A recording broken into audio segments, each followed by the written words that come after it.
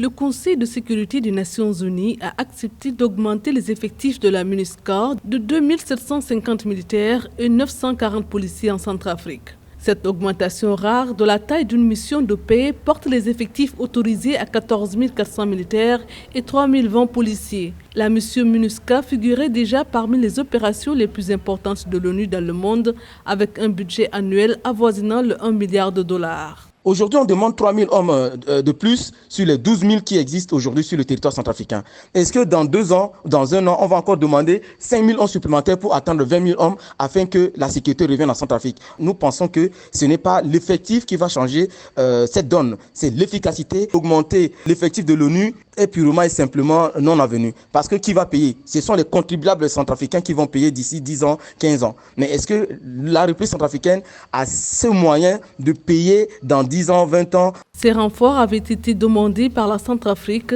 la MINUSCA et le secrétaire général de l'ONU, Antonio Guterres. La décision de l'ONU intervient au moment où le pays achève le processus électoral lancé en 2020 en vue des élections législatives. Processus qui a d'ailleurs été perturbé par des attaques de groupes rebelles.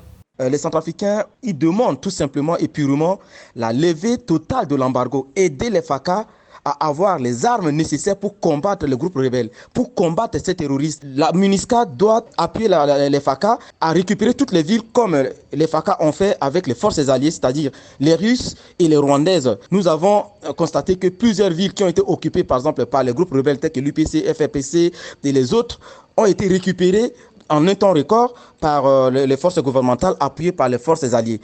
Le Premier ministre a annoncé récemment la reprise du fief du chef du groupe armé Ali Darassa, le village de Bokolobo. Parmi les objectifs des autorités, reprendre le contrôle des frontières des principaux axes, mais aussi des sites miniers comme Adiassima ou Atotoyo.